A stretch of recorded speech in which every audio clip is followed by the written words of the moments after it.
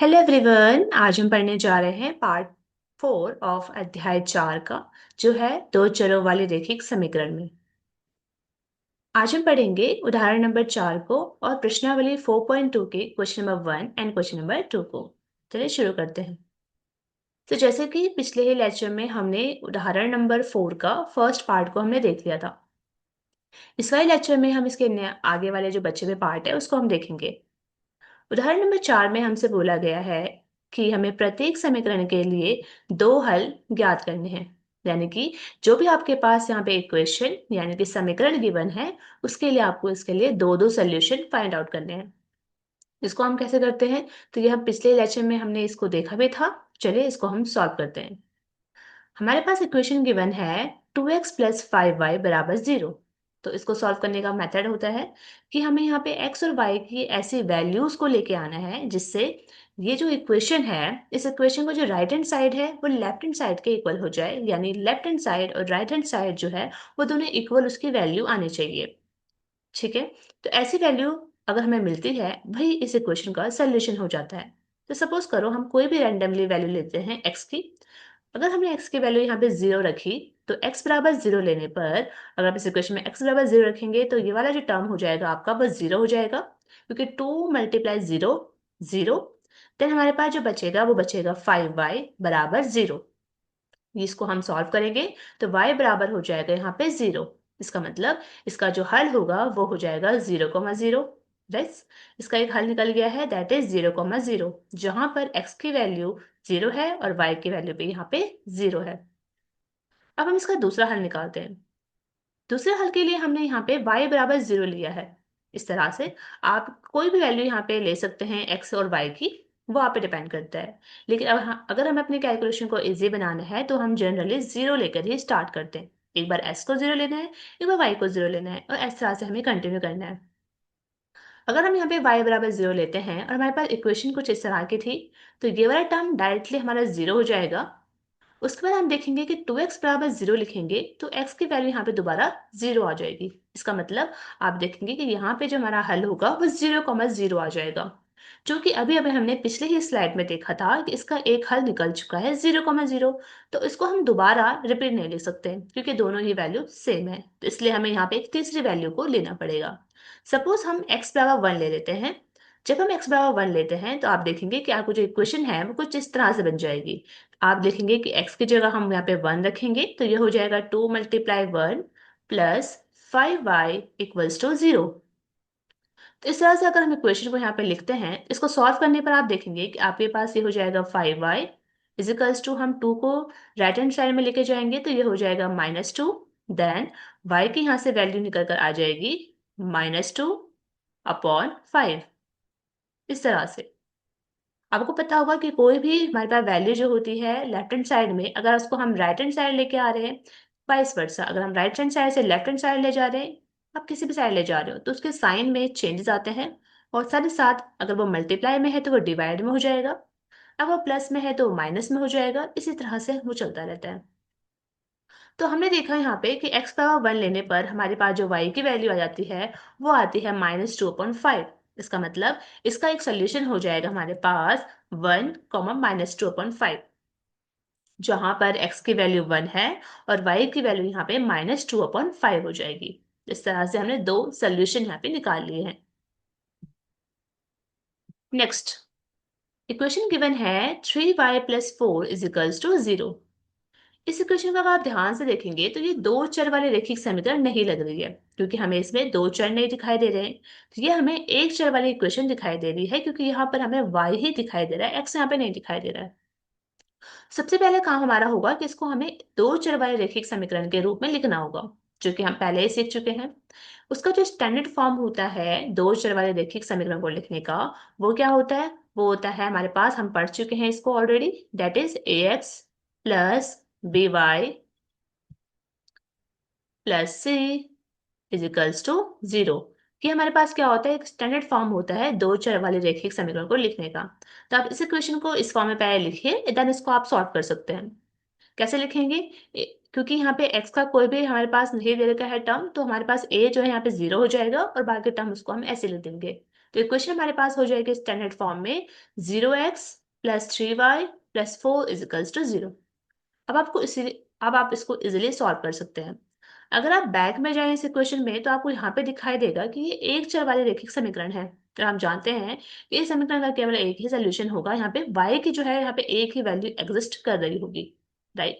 इस इक्वेशन को सॉल्व करने पर आप देखेंगे यहाँ पे ये हो जाएगा हमारे पास 3y बराबर में -4। और यहाँ से आप देखेंगे कि आपके पास y की जो वैल्यू आ जाएगी दैट इज -4/3। ये जो वैल्यू है आपके पास यहाँ से y बराबर -4/3 आ जाती है। ये जो है यहाँ पर y की एक ही वैल्यू यहाँ पे एग्जिस्ट करती है, y की दूसरी वैल्यू यहाँ पे एग्जिस्ट नहीं करती है। ठीक है, तो हम दो सोल्यूशन कैसे निकालेंगे? आप दो सोल्यूशन ऐसे निकालेंगे कि आप देखेंगे यहाँ पे आप x की कोई भी वैल्यू रख दीजिए तो उस वैल्यू ने अल्टीमेटली सॉल्व होके 0 ही आना है, तो हमारी इक्वेशन में कोई ज्यादा फर्क नहीं पड़ेगा। तो हम ये कह सकते हैं कि x की आप कोई भी वैल्यू ले लीजिए, y तो -4/3 आना है, यानी हमारी जो इक्वेशन है वो सेटिस्फाई भी हो जाएगी, राइट। तो इसलिए आप कोई भी वैल्यू यहाँ पे ले सकते हैं x की। आप 0 ले लीजिए, फिर 1 ले लीजिए, या 2 3 इन्फिनाइट नंबर ऑफ वैल्यू आप ले सकते हैं यहाँ पे x की, लेकिन y की वैल्यू हमेशा -4/3 ही रहने वाली है। ओके, तो इस तरह से हमने दो सोल्यूशन यहाँ पे लिख दिए हैं। One is 0, -4/3 and the second one is 1, -4/3।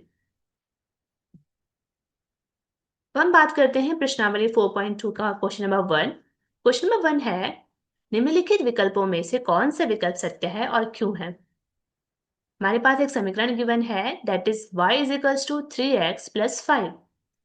और हमारे पास ऑप्शन गिवन है कि इस समीकरण के लिए एक अद्वितीय हल है, केवल दो हल है, या फिर अपरिमित रूप से अनेक हल है। अगर आप थोड़ा सा याद करें सबसे पहले तो हम इसको पढ़ चुके हैं। जैसे इस इक्वेशन को देखने पर हमें पता चलता है कि ये जो इक्वेशन है वो एक चर वाली है, दो चर वाली।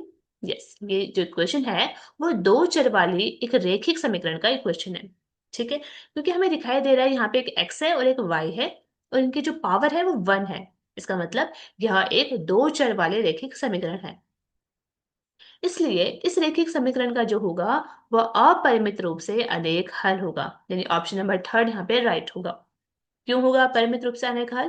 क्योंकि यहाँ पर x और y की infinite number of value exist करती है। यहाँ पर x और y की अनगिनत जो वैल्यू है हम यहाँ पे रख सकते हैं और हमारा सोल्यूशन यहाँ पे आ जाएगा। लेकिन वहीं अगर ये एक चर वाली रेखिक समीकरण होती तो उस केस में इसका एक अद्वितीय हल होता, राइट। अगर मैं इस इक्वेशन को आपको इस तरह से देखूं कि y इज इक्वल्स टू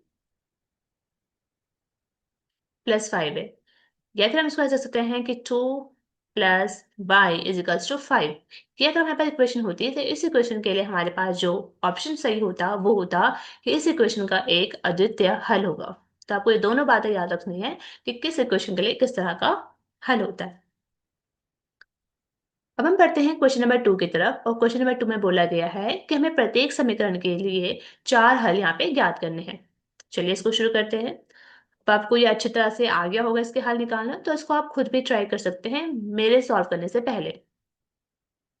आपको ये किस तरह से करने हैं आपने इसे के देखा होगा कि जो भी हमारे पास इक्वेशन होती है उस इक्वेशन की वैल्यू आप कुछ भी रख सकते हो। आप x की कोई भी वैल्यू रख सकते हो, y की कोई भी वैल्यू रख सकते हो, उसके कॉरस्पॉन्डिंग आप दूसरी जो वेरिएबल होगा उसकी वैल्यू आपको निकालनी होगी। हो सकता है कि मैं यहाँ पे दूसरी वैल्यू रखूँ और आप उसकी दूसरी वैल्यू रखें, लेकिन ऐसा नहीं होगा कि आपका आंसर गलत होगा, आपका आंसर भी सही हो सकता है। तो आप अपने आंसर को कैसे वेरीफाई करेंगे कि आपका आंसर सही है कि नहीं है? सपोज करो आपने यहाँ पे कोई भी वैल्यू रखी है यहाँ पे, मैं आपको दिखाती हूँ आपको किस तरह से अपने आंसर को वेरीफाई करने हैं। तो पहले मैं इसको सॉल्व करती हूँ। सपोज करती हूँ मैंने यहाँ पे वैल्यू रखी है एक्स की, एक्स इज इक्वल टू 0।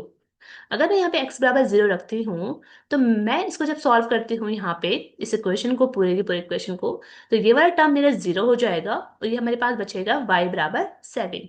इसका मतलब यहाँ पे जो मेरा सोल्यूशन आ गया वो आ गया है 0,7। अब मुझे चेक करना है कि क्या मेरा ये आंसर सही है कि नहीं है। मैं क्या करूंगी, x, ये मेरे पास x की वैल्यू है ये वाली, और जो ये वाली है वो मेरे पास y की वैल्यू है। इन दोनों वैल्यू को मैं यहाँ पे इस इक्वेशन में यहाँ पे रखूंगी। जैसे आप इस इक्वेशन को यहाँ पे रखेंगे इस तरह से कुछ, this is a left hand side, तो आप देखेंगे कि लेफ्ट हैंड साइड को सॉल्व करने पर आप इसको सॉल्व करेंगे कुछ इस तरह से और आप देखेंगे यहाँ पे जो मेरा आंसर आ रहा है वो आ रहा है 7। तो जो आपका आंसर है right hand left hand side का जो आपका आंसर है वो राइट हैंड साइड के इक्वल आना चाहिए, और यहाँ पे मेरा इक्वल आ रहा है यानी 7 = 7 आ रहा है। अगर आपकी ये कंडीशन सेटिस्फाई हो रही है तो इसका मतलब आपका जो आंसर है वो बिल्कुल सही है। ठीक है, नेक्स्ट, x बराबर 1। अगर मैं यहाँ पे x इक्वल्स टू 1 लेती हूँ और सोल्यूशन में यहाँ इक्वेशन में यहाँ पे पुट करती हूँ x की वैल्यू को 1, तो मेरे पास y जो है यहाँ पे आ जाएगा 5, यानी सोल्यूशन हो जाएगा 1,5। इसको अगेन हम वेरीफाई कर सकते हैं। ठीक है, x इज इक्वल्स टू 2 रखने पर हम देखेंगे कि यहाँ पे हो जाएगा हमारे पास 2 multiply 2 plus y is equals to 7। 2 2 4 plus y is equals to 7, and then हम y को सॉल्व करेंगे तो हमारे पास हो जाएगा 7 माइनस 4 यानी कि 3, और हमारे पास x की वैल्यू यहाँ पे 2 है और y की वैल्यू यहाँ पे 3 आ गई है। तो हमारा सोल्यूशन हो जाएगा यहाँ पे 2,3। तो ये हमारा तीसरा हल यहाँ पे निकल जाता है। इसी तरह से हम यहाँ पे फोर्थ हल निकालेंगे जहाँ पे मैंने रख दी है x की वैल्यू को 3। जब मैं इसकी वैल्यू को 3 रखती हूँ यहाँ पे और सॉल्व करती हूँ तो मेरे पास y की वैल्यू यहाँ पे 1 आ जाती है। इसका मतलब सोल्यूशन हो जाएगा 3,1। तो याद रखिए आप इसकी कोई भी वैल्यू यहाँ पे ले सकते हैं, मेरी वैल्यू के अलग भी आपकी वैल्यू यहाँ पे हो सकती है। चलिए, नेक्स्ट क्वेश्चन है हमारे पास pi x plus y is equals to 9। Again हम यहाँ पे एक्स की वैल्यू लेंगे। यहाँ पे एक्स की वैल्यू मेरे पास हो जाती है, सपोज करो 0। जैसे ही मैं 0 रखूंगी तो ये वाला टर्म मेरा अल्टीमेटली 0 हो जाएगा। तो आंसर मेरे पास y के लिए आ जाएगी value 9। y is equals to मेरे पास हो जाएगा यहाँ पे 9। तो मेरे पास सोल्यूशन क्या हो गया, एक 0,9। अब मैं x बराबर 1 रखूंगी। जब मैं x बराबर 1 रखती हूँ तो यहाँ पे देखो पाई हो जाएगा 1, पाई मल्टीप्लाई 1 प्लस वाई बराबर 9, और y बराबर हो जाएगा मेरे पास 9 माइनस पाई, क्योंकि पाई मल्टीप्लाई 1 होता है पाई। इस तरह से मेरे पास सोल्यूशन आ जाएगा एक 1,9 माइनस पाई। यहाँ पे वैसे आप पाई की वैल्यू भी रख सकते हैं अगर आपको उसको और ज़्यादा सॉल्व करना है। हम जानते हैं जो पाई होता है उसकी वैल्यू होती है 22/7। आप इस इक्वेशन में यहाँ पे पाई की वैल्यू भी रख सकते हैं 22/7, तब इसको आप सॉल्व कर सकते हैं। बट आप इसको इसी तरह से भी यहाँ पे सॉल्व कर सकते हैं। चलिए आगे बढ़ते हैं। x बराबर 2 रखेंगे यहाँ पे हम। जैसे हम x बराबर 2 रखते हैं तो ये हो जाएगा पाई मल्टीप्लाई 2 प्लस वाई बराबर 9। y बराबर हो जाएगा हमारे पास 9 माइनस 2 पाई, क्योंकि पाई की जब मल्टीप्लाई 2 से होगी तो ये आ जाएगा हमारे पास 2 पाई। तो हमारे पास एक हल निकल गया है 2,9 माइनस 2 पाई। x बराबर 3 रखने पर हमारे पास y की वैल्यू आ जाएगी 9 माइनस 3 पाई, और अल्टीमेटली हमारा सोल्यूशन हो जाएगा 3,9 माइनस 3 पाई। तो इस तरह से हमने चारों जो है यहाँ पे हल निकाल लिए हैं इस इक्वेशन के लिए। इसी तरह से आपको यहाँ पे निकालने हैं। नेक्स्ट क्वेश्चन है हमारे पास x is equals to 4y।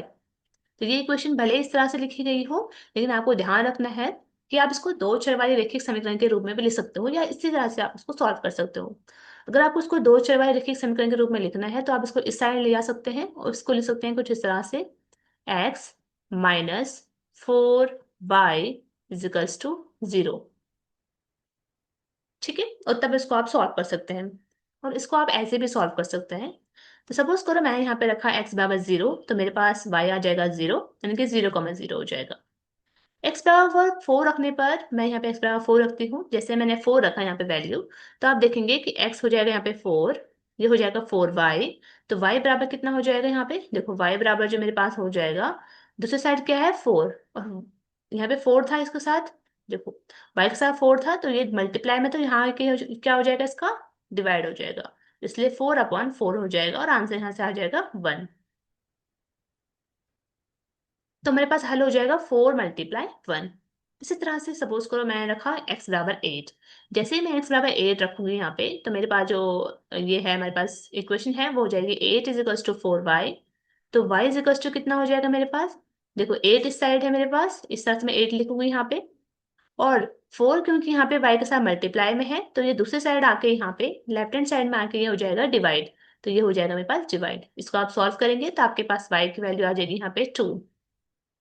तो इसका सोल्यूशन हो जाएगा मेरे पास 8,2, जहाँ पे x की वैल्यू 8 और y की वैल्यू यहाँ पे 2 है। इसी तरह से हम फोर्थ यहाँ पे सोल्यूशन निकालेंगे।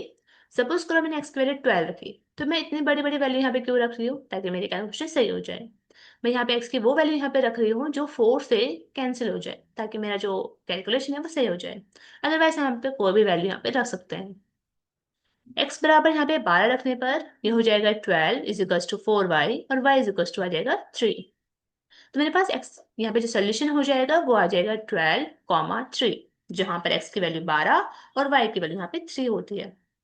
So that's it. इस तरह से हमने सॉल्व करा कि किस तरह से हमको इक्वेशन को सॉल्व करना होता है। आई होप आपको ये समझ में आया होगा।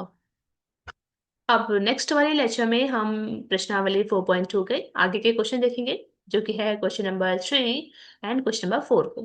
तो तब तक के लिए थैंक यू।